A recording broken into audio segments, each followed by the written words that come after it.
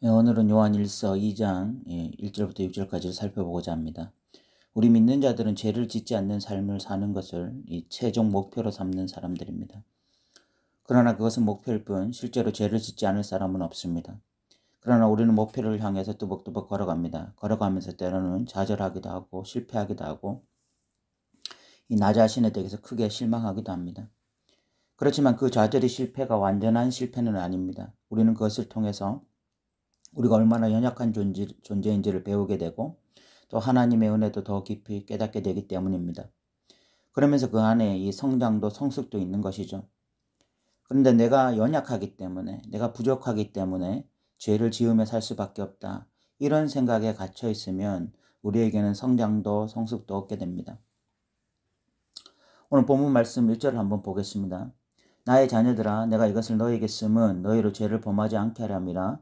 만일 누가 죄를 범하여도 아버지 앞에서 우리에게 대언자가 있으니 곧 의로우신 예수 그리스도시니라 라고 말씀하고 있습니다. 먼저 이 나의 자녀들아로 시작하고 있는데, 이는 요한과 이 서신서를 받는 성도들이 얼마나 각별한 사이인지를 잘 보여줍니다. 이들은 영적 아비와 자녀의 관계로 묶여 있는 것이죠.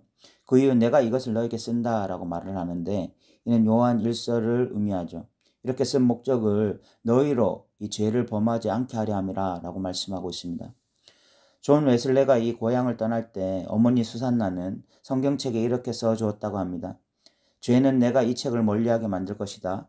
그러나 이 책은 내가 죄를 멀리하도록 지켜줄 것이다. 우리가 죄와 가까우면 가까울수록 성경을 더 멀리하고, 우리가 또 성경을 가까이 하면 할수록 죄를 멀리할 것이다, 이런 이야기죠. 오늘 사도 요한은 성도들이 죄를 범하지 않도록 요한 1서를 쓰고 있다고 말씀하고 있습니다. 죄를 멀리하는 데 있어서 성경은 굉장히 유익합니다. 그러면서 우리의 목표는, 최종적인 목표는 죄를 짓지 않는 것입니다. 오늘 요한도 너희로 죄를 짓지 않게 하기 위해서라고 이야기하고 있죠. 우리는 죄를 짓지 않는 것을 목표로 살아야 합니다. 그런데 왜 그렇게 해야 하냐면, 우리가 그렇게 살 수 있기 때문이 아니라, 그렇게 그 목표를 가지고 살아갈 때 우리가 죄를 지을 때 굉장히 통회하고 애통하는 마음을 가질 수 있기 때문입니다. 연약하기 때문에 죄를 짓는 것을 당연하게 생각하면 죄는 합리화되기 쉽습니다. 그런데 죄를 짓지 않으려고 했을 때 죄를 지으면 거기에 우리의 연약함은 온전히 드러나게 되고 우리는 하나님의 은혜를 구할 수밖에 없게 되죠. 그렇기에 우리는 죄를 짓지 않는 것을 1차적 목표로 삼아야 됩니다. 그런데 우리는 그럼에도 불구하고 죄를 짓습니다. 그래서 오늘 성경도 죄를 범하여도 라고 말씀하고 있습니다. 죄를 짓지 않으려고 살아가지만 죄를 지을 때, 그때 우리는 어떻게 해야 되냐? 우리에게 대언자, 즉 변호자가 있다고 말을 하는데 그분이 바로 예수 그리스도라고 말씀하고 있습니다. 예수님은 두 가지 측면에서 우리에게 굉장히 효과적인 변호사입니다. 첫 번째로 그 예수 그리스도가 우리에게 효과적인 변호사인 이유는 그분이 화목제물이 되셨기 때문입니다.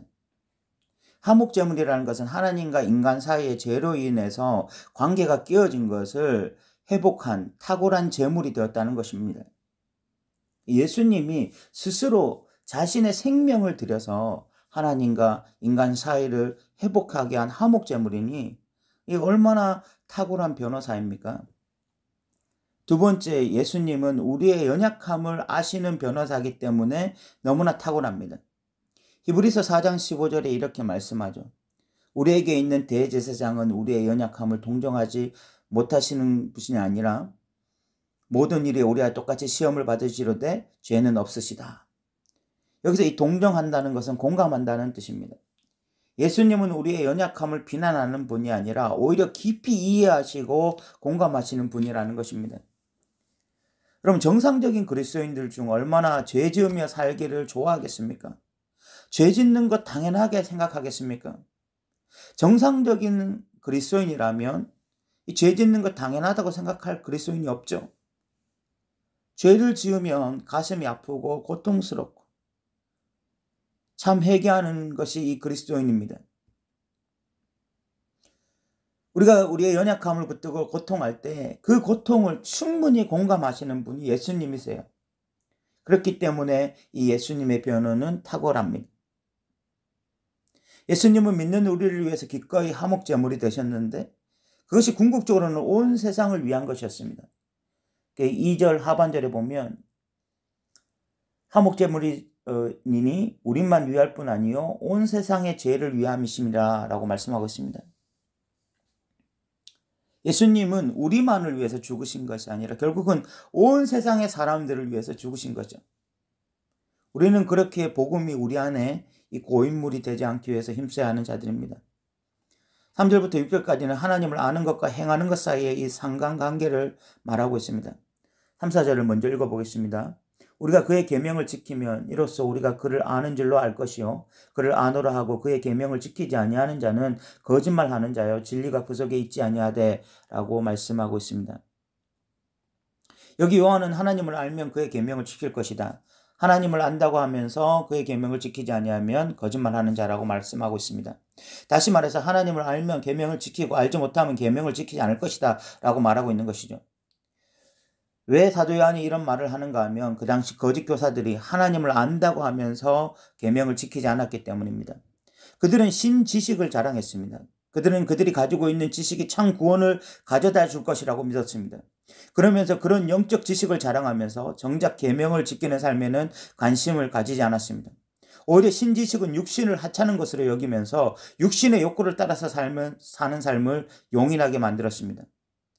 여러분들이 들으시기에 무슨 이런 해괴망측한 이론이 있나 싶지만 그 당시 소위 똑똑하다고 자부하는 자들에게서 가장 훌륭한 구원 교리가 바로 이것이었습니다. 그런데 그들의 결정적인 실체는 그들이 하나님을 안다고 하는데 실질적으로는 계명을 지키지 않은 것으로 드러났습니다. 요한은 거기에서 이들이 가짜라는 것을 명백하게 드러낼 수 있었습니다. 왜냐하면 하나님의 백성이 하나님의 계명을 무시하며 살 수 없기 때문에 그런 것이죠. 하나님을 안다고 하면서 하나님의 계명을 무시하고 그것과 따로 살 수 있다고 하는 것은 그들이 하나님을 모른다는 것의 증거이기 때문에 그런 것입니다. 그런데 오늘날 기독교 안에 이런 일이 동일하게 일어나고 있습니다. 성경 공부를 열심히 하고 교리에 대해서 탁월한 자들이 정작 성경 계명을 지키지 않고 무시하고 살아가는 자들이 있습니다. 그런데 왜 그런 일이 일어났는지 봤더니 그들이 붙잡고 있는 교리 때문인 경우가 많더라는 것입니다. 이신칭의, 믿음으로만 구원받는다는 그 교리가 행위와 믿음을 분리시키고 방종으로 이끄는 경우가 종종 있더라는 것입니다. 우리는 진리로 구원을 받습니다. 그런데 그 진리는 단순히 교리 한 줄에 묶여있는 진리가 아닙니다. 성경은 분명 이신칭의를 말하고 있습니다. 그러나 성경은 이신칭의만 말하지 않습니다. 성경은 순종의 중요성을 말하기도 하고 하나님에 대해서 깊이 있게 말하기도 하고 하나님과 우리의 관계가 그 어떤 관계보다 친밀하다는 것도 강조합니다. 하나님을 진짜 알면 계명을 지킬 것이다 라는 말씀에는 이신칭의만 있는 게 아니잖아요. 이런 다양한 하나님의 말씀이 포함되어 있는 것입니다. 그러므로 우리가 이 하나님을 믿는다라고 할 때는 하나의 교리를 붙들고 있는 것이 아니라 이런 66권에서 말하고 있는 다양한 계명들에 대해서 믿음으로 반응하는 것을 말하는 것이거든요. 그런데 그 당시 요한의 시대에 살았던 사람들이 그들이 어떤 성경에서 추출해낸 몇 가지 구절들을 가지고 새로운 지식을 만들어내고 그 지식 안에만 있기만 하면 참 구원이 있다고 말하면서 성경 66권이 포괄적으로 말하는 계명들을 무시하고 있을 때 이것이 가짜다. 요한은 그렇게 분명하게 말하고 있었던 거죠. 5, 6절은 하나님의 계명과 하나님과 우리의 관계를 연결시킵니다. 읽어보겠습니다. 누구든지 그의 말씀을 지키는 자는 하나님의 사랑이 참으로 그 속에서 온전하게 되었나니 이로써 우리가 그의 안에 있는 줄을 아노라. 그의 안에 산다고 하는 자는 그가 행하시는데도 자기도 행할지니라. 계명을 지키면 하나님의 사랑이 우리 안에 온전히 되고 우리가 그 안에 있는 자라고 말을 합니다. 또한 그의 안에 살기 때문에 우리도 그분의 행위를 할 것이라고 오늘 5, 6절은 말하고 있습니다. 이것을 다시 정리해 보면 이렇습니다. 우리가 계명을 지키게 된 것은 실질적으로 우리가 대단한 자라서가 아닙니다. 우리는 다 죄를 지을 수밖에 없는 연약한 자들이었습니다. 그런데 예수 그리스도의 보혈의 피의 능력이 우리에게 새로운 가능성을 가져다 주었습니다. 그 가능성은 바로 죄를 짓지 않고 빛을 따라서 의를 따라서 살아갈 수 있는 능력이었습니다. 그래서 우리는 새로운 목표를 가지게 되었습니다. 그것은 죄를 짓지 않고 살겠다는 목표였습니다. 그런데 실질적으로 삶 가운데 우리는 여전히 죄를 지을 수밖에 없습니다. 죽을 때까지 완전히 이 문제는 해결되지 않을 것입니다. 그런데 그 가능성으로 인해서 우리의 삶에는 새로운 변화들이 일어나게 되었습니다. 무엇보다 하나님과의 사귐이 있게 되었습니다. 어둠 속에만 있을 때는 우리는 하나님의 진노의 대상이었기 때문에 하나님께 나아갈 수 없었습니다. 그런데 예수님으로 인해서 이 빛이신 하나님께로 나아갈 빛을 얻게 된 것입니다. 그리고 하나님과 사귈수록 어둠은 불편해지게 되었습니다. 그리고 점점 나의 마음을 끄는 것은 주의 계명이 되게 된 것이죠. 그래서 계명을 행하기 시작합니다. 계명을 행할수록 예수님 안에 거하는 자신을 발견하고 그래서 예수님이 행하신 그 일들을 따라 살아가게 되는 것이죠. 그런데 또 어느 순간에는 또 어둠을 행하는 자신이 있습니다. 그때는 빛의 능력을 따라 다시 참 해결을 하고 돌이키게 되는 것이죠. 그러면서 점점 어둠에 거하는 시간보다 이 옛 습관을 따라 살아가는 삶보다 이제는 빛을 따라가는 삶이 더 많아지고 그리고 습관적인 죄들이 결박이 끊어지는 이런 일들이 일어나게 되는 거죠. 이것이 요한일서 1장 5절부터 오늘 본문까지 말하는 그 요한이 말하고자 하는 바입니다. 여러분 어떻습니까? 여러분들은 이 요한이 말한 이 논리대로 점점 빛 가운데 행하며 어둠을 미워하고 있습니까?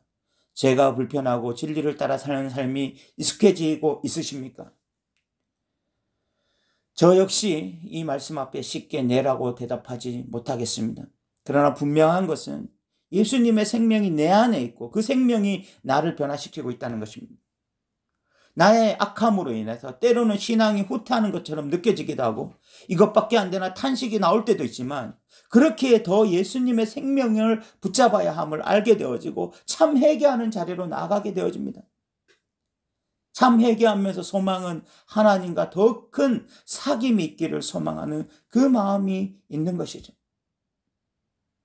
우리가 세상과 짝해서 허송세월 보낸 만큼 이제 하나님과 짝하여 더 깊은 하나님과의 교제 속에서 남은 인생을 살아가기를 소망해 봅니다. 오늘 또 들어주셔서 감사합니다.